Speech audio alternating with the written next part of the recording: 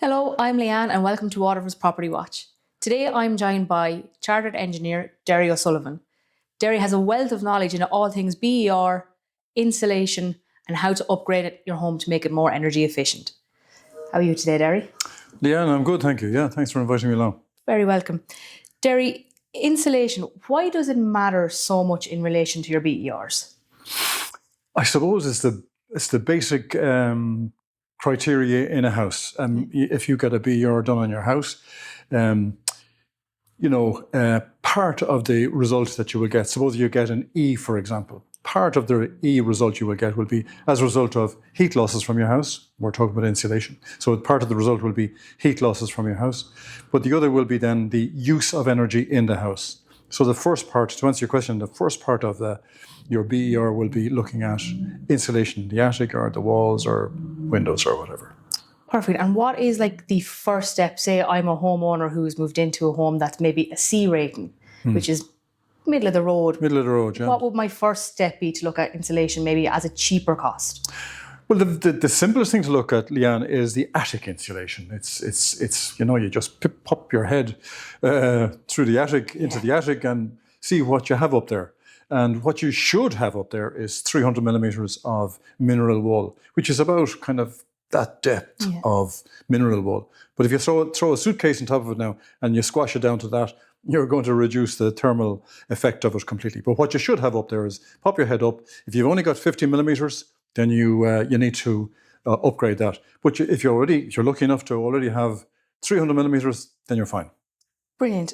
And say for me, I love the period homes in Waterford City. Normally come with a lower energy rating around the E, but I'm not going to find that character and charm in a more modern home. What would you recommend me looking at there? Is there a report I could use or? Yeah. Older houses like that, they have character and charm, and you can upgrade them. No problem. It costs some money, of course, but you can upgrade them up to a B or even an A, no problem at all. First you look at the attic, and generally older houses like that, they probably have no insulation in certain instances. Zero, nothing up there. So any heat that you generate in your house, in your bedrooms or whatever, literally goes straight through the roof and it's gone. So attic insulation is critical. That's the very, very first thing that you would look at. Yeah. And then we hear all these like buzzwords like internal insulation, pump and cavity walls. Yeah. Can you differentiate between those and where you might use them? Okay.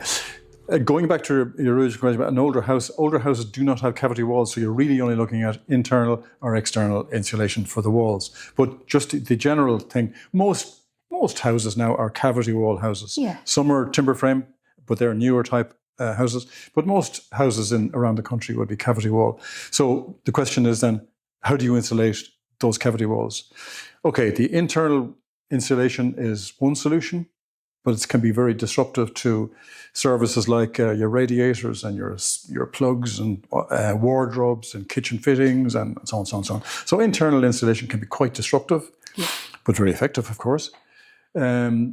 External insulation is less disruptive because you're sticking, say, something like 90 millimeters of polystyrene on the outside of your building. In other words, you're wrapping your house as if it was a teapot and you're putting a tea cozy on it. So that's external insulation. But the easier one to do is cavity wall insulation. Yeah. In other words, you're boosting the insulation within the cavity from what might be, say, 50 millimeters of polystyrene. You're putting another 50 millimeters of polystyrene bead in there. Now, the thermal improvement is pretty good, but not as good as what you could achieve with internal or external insulation. Very good. And we hear a lot about people foam spraying the attic as a source of insulation. Do you think that's maybe a good use of insulation or something that we would avoid for any reason?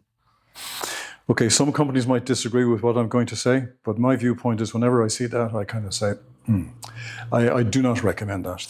That's spraying your rafters now. Yeah. I do not recommend that. And would there be any particular reason maybe you would? Okay, if you're going to use your attic space and it's a solution. But in general, your attic should be a cold space and it should be a ventilated space. So my viewpoint is that when rafters are sprayed, you run the risk of not having sufficient ventilation, and you get moisture build up on your timbers. And ultimately, over a period of time, maybe 10 years, maybe 15 years, you can end up with rotting timbers. Okay, something we definitely don't want in our houses. Yeah. You don't want. Yeah. And then in relation to the costings, is insulation cost effective? Are there grants out there that we could use? Yeah, what you can do to your house can be transformative. It can literally bring a house from, for example, an E up to a B1 or even an A. No problem with an A. All these things are possible. So it can be transformative. What I do is I can do a BER in a house and produce an advisory report, of course, but I do more than that. I do an energy effectively audit in the house, and I would look at all of the weaknesses, where all the thermal losses are, yes, as I mentioned earlier on, and I would look at your heating systems and see how efficient they could be, and where you should be going with your heating systems. So yeah, I would itemize all the improvements that I would recommend and show the energy savings for each step as you move down through that. The other thing I would say is that, the people that would be buying houses, you'd have the first-time buyers, I should say, yeah, or older people who want to just move in and they want comfort. yes. So there's kind of two approaches that you can take from that point of view. The first-time buyers might say, okay, listen, over a period of time, we can afford to do one measure, 2 measures, then next year, another measure the following year, or whatever. Whereas older people might want to move in and say, listen, we need a warm house immediately. Yeah. So it's horses for courses to some extent. So it's give and take. So that energy report you were saying you use, it could be like a step-by-step guide. For me, as a first-time buyer, I could spend 5,000, 6,000 this year, and then in 2 years' time, keep upgrading. Correct, Lee Ann. Absolutely. Really useful tool. Yeah. But at least you have a roadmap as to where you want to go with your house. Exactly. And you can say, as you've just said, over the next 5 or 7 years, you might say, okay, there are the things I'm going to tackle. For example, the cheap ones first, attic insulation, maybe wall insulation the following year, maybe windows and doors the following year. Or even my report might highlight the fact that your boiler is a poor boiler. It might be non-condensing, and you're literally using only 75% of your heat, and the rest is going up the spout somewhere. So I might be saying, listen, before you do windows, change your boiler to a condensing boiler, which is far more efficient. Typically, condensing boilers now are either gas or oil. Their efficiency could be plus 90%. Wow. Okay, as distinct from an old, say, type oil non-condensing oil boiler. Realistically, it's somewhere between 70 and 75%. So yeah, again, that makes massive sense of using that report, because doing your windows is great, but if you're still not going to get that heat generated and it's going up a flue somewhere, there's no point in changing your windows first. The buzz of the minute is putting in heat pumps and so on. Yeah, I mean, if I think a heat pump is a good option, and I can calculate exactly, if and when or how a heat pump is sort of fit for purpose in a house. But if a client's kind of budget is sort of limited, I can say, yeah, of course you can put in an oil boiler, or a new oil boiler, or a new gas boiler, and you can boost your efficiency, say from, as I said a few minutes ago, from 75% up to plus 90%. Really good.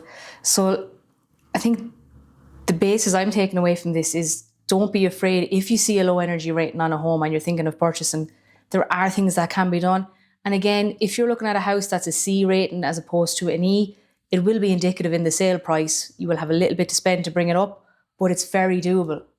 You can, and there are people like me around the county and around the country who will help you on that, do a proper energy audit. The BER certificate is fine by itself, but really, look, your house is your biggest investment in your life. Not only that, is the comfort of your house is so important. So it's worthwhile spending a few quid extra to get a proper energy audit on your house and look at all the steps of what that can be done, and decide which is most appropriate for your budget or for your needs or whatever. Brilliant. And again, you're adding value to your property that in time, if you do decide to maybe sell your property and you've increased that energy rating, you're adding to a and there are grants. value. There are grants for all of these upgrades as well. For example, just to give people a rough example, a semi-detached house, there's a grant of €1,300 for attic insulation. Now, the actual cost of that might be, and there's some local companies that can do it, and they're excellent, and they give proper and reliable pricing and so on. They're not cowboys. They're really good local companies. So a typical 3-bedroom house might cost 3,300 or something like that, or something in 3,500. But the grant is 1,300. Might even be less than that, depending on the house. So the grant is fantastic for that. If you're looking at external wall installation for a typical semi-detached house, you get a grant of €6,000, which is a huge amount of money. But the cost is high. The typical cost might be, say, €18,000. And I'm just picking a number here now. It could be plus or minus. But that means your grant is about 30% of the actual cost. Similarly, for internal wall insulation, for a semi-D, it's $3,500. But the cost might be a little bit less, the cost of internals. But again, I emphasize disruption to your house is significant. Yeah, you're looking at your radiators again and your plugs. Correct. It's weighing up your options. Are you willing to? And I mentioned heat pumps there a few minutes ago. Yeah. You do not get grants for new boilers, even if you're going from a non-condensing boiler to a condensing boiler. Okay. So you're a huge increase in efficiency. But there are no grants for upgrading your boiler. There are grants for upgrading your controls. In other words, thermostats for ground floor and first floor, thermostats for your hot water tank. There are grants for that. Why? Because they kind of increase the overall performance of your boiler. But there are significant grants for heat pumps. A heat pump now in a typical house might cost around 11,000 now. So it could be 9.5 up to 13 or something. But approximately, that's the ballpark. Yeah. But the grant is very significant, 6,500. Oh, wow. So the grant is roughly half the cost of a heat pump, roughly. So it's very well worthwhile considering a heat pump if you're going that route, if you're looking at changing your boiler. Yeah. But I will say one thing about the heat pump, and again, I would identify that in an audit, energy audit. You must reduce your heat loss, your HLI, which is just a technical number, but which I would look at. Your HLI really should be below 2. Okay. And if it's below 2, and I can calculate that, if it's below 2, your house would be what's termed heat pump ready. Very good. Heat pumps are a good option. Heat pumps are good ones for heat pump ready. Yep, heat pump ready. Another thing that you can do as well to boost your house up to, say, an A, you can put in solar panels. And if you look around the town at the moment, anywhere, there's solar panels shooting up left, right and centre. They're popping up everywhere. Everywhere. And I put them in myself and I'm absolutely delighted with them. I did a calculation for my house and I would do it for anybody's house. I do it for all the time. I calculate more or less what the payback would be if you put up, if your roofs are suitable for heat panels, solar panels. They're the PV panels now, so photovoltaic. I put them in my house. Payback was roughly 7 years, which is excellent when you think about it. Yeah. And sometimes when the sun shines now, I'm generating 5 kilowatts of power just per hour from the sun. It's brilliant, Brilliant. So that's why people are looking to PV panels now. PV panels. I see they're very popular. I have some family members who've done them, and like you, they are more than impressed with them. And the payback term when they calculated was roughly a similar time. Yep.